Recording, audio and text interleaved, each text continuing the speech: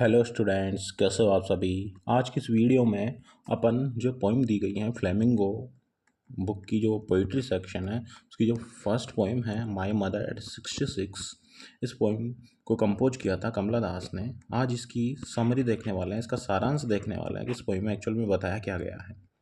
जैसा कि आपको पता होगा कि इससे पहले अपन ने इसके पोइम के टेक्स्ट को इसको अच्छे से अपन पढ़ चुके हैं, इसकी डिटेल्ड एक्सप्लेनेशन वीडियो बनाई थी, तो आई होप आपने वो देखी होगी। तो आज इसके समरी देखेंगे अपन। समरी को देखने वाला है कि एक्चुअल में इस पोइम में बताया क्या गया है। देखो, जैसा कि अपन ने पढ़ा था तब मैंने बताया था कि ये पोइम पोइट हैं कमला दास हैं, उसकी ओल्ड माँ हैं, मदर हैं, उसकी कंडीशन को दिखा रही है। वो क्या बहुत ज़्यादा बूढ़ी हो रखी है, तो डेड बॉडी की तरह लग रही है। तो पोइट उसको देख के, उसको चेहरा पीला पड़ा हुआ है ना, लेट विंटर मून की तरह। तो उसको देख के पोइट हैं, कवयित्री हैं, कवि हैं, बहुत ज़्यादा दुखी हो रही है। तो देखो इसके बारे में देखते हैं अपन। द पोम, ये जो पोइम है my mother at 66 is written, इसको लिखा गया है बाई कमला दास। किसके द्वारा लिखा गया है? कमला दास के द्वारा।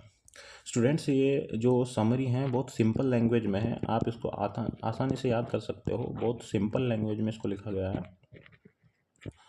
बहुत इजी लैंग्वेज में आप इसको आराम से इसका अर्थ कर सकते हो, साथ में इसको अच्छे से याद रख सकते हो।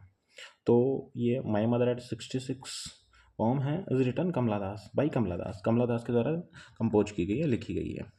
इट का मतलब ये पोइम इज अबाउट, ये कविता है द पोइट, उस कवि के बारे में, एंड हर ओल्ड मदर, और उसकी जो बूढ़ी माँ है उसके बारे में ये पोइम।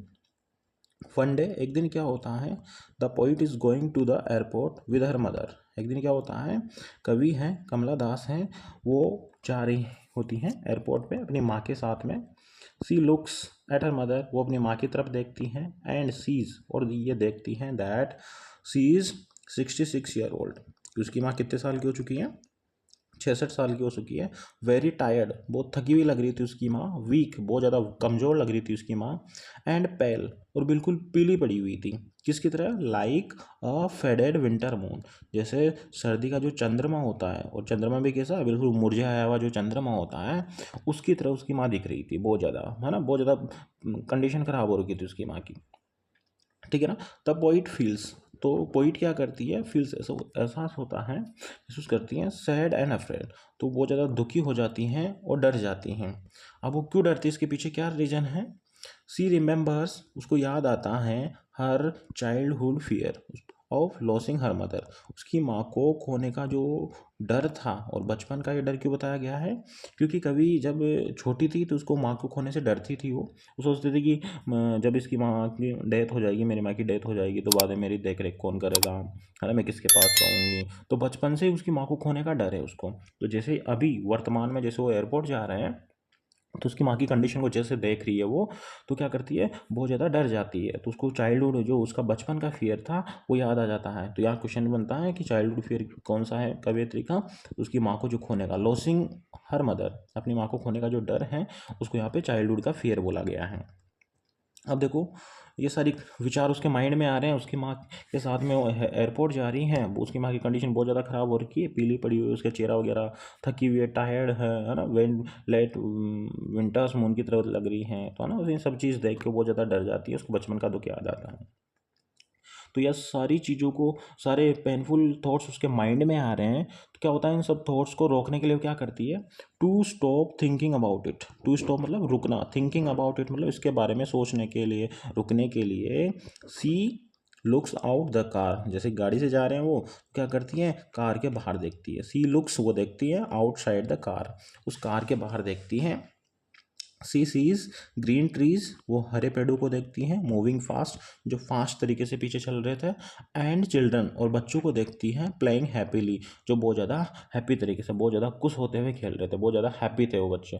दो सीन देखती है वो बाहर, क्या क्या देखती है? एक तो ग्रीन ट्रीज को देखती हैं, और जो चिल्ड्रन हैप्पी मैरी बच्चे हैं, मैरी चिल्ड्रन मतलब हैप्पी चिल्ड्रन हैं, हैप्पी चिल्ड्रन, वो उनको देखती हैं।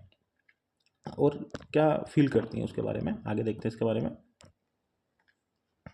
These पिक्चर शो लाइफ, जैसा कि उसकी माँ की कंडीशन बहुत ज़्यादा ख़राब, बहुत ज़्यादा दुखी है, जबकि ये दो सीन देखती है वो, एक तो ग्रीन ट्रीज़ को जो पीछे दौड़ रहे थे और वो चिल्ड्रन जो बहुत ज़्यादा खुश थे उनको देखती है। दीज पिक्चर्स, ये जो पिक्चर्स हैं शो, ये दिखाते हैं लाइफ, एनर्जी एंड यूथ।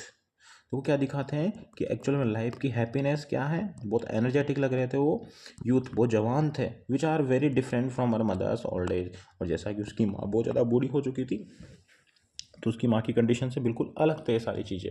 तो अपने माँ की कंडीशन की जो पेनफुल कंडीशन हो रखी थी, उसकी पेन फील हो रहा था पोइट को, दर्द फील हो रहा था उसकी माँ की कंडीशन को देख के।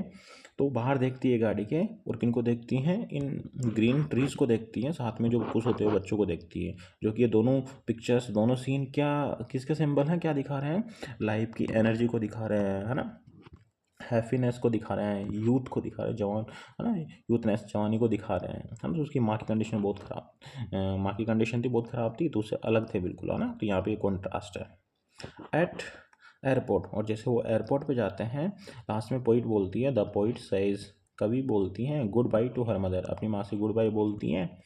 सी स्माइल, वो स्माइल करती हैं, एंड सेज, और कहती हैं सी यू सून अम्बा, कि माँ शीघ्र मिलेंगे। लास्ट में क्या बोलती हैं कि माँ शीघ्र मिलेंगे। देखो इसमें क्वेश्चन बनता है कि पोइटेस जो कवयित्री थी उसके लास्ट के वर्ड क्या थे, तो लास्ट के वर्ड आपको याद रखने हैं, क्या थे लास्ट के वर्ड, सी स्माइल्स, वो मुस्कुराती है और बोलती है सी यू सून अम्मा, बट इनसाइड, लेकिन अंदर she feels worried and full of pain. लेकिन बाहर से तो वो स्माइल करके बोलती हैं, है ना।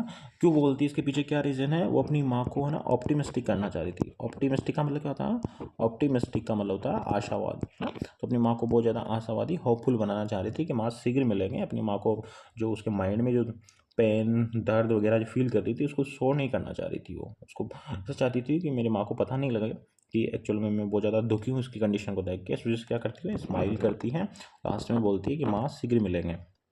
लेकिन अंदर she feels worried and full of pain, लेकिन अंदर बहुत ज़्यादा चिंतित थी वो अपनी माँ को खोने से, बहुत ज़्यादा दुख दर्द से भरी हुई थी।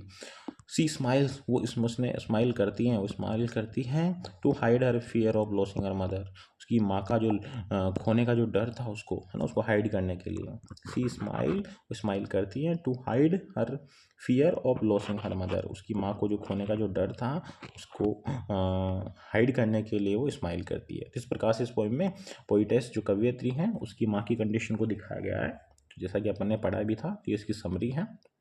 नेक्स्ट वीडियो में इसके जो इंपॉर्टेंट क्वेश्चन आंसर है, PYQs हैं, उनके बारे में डिस्कस करेंगे।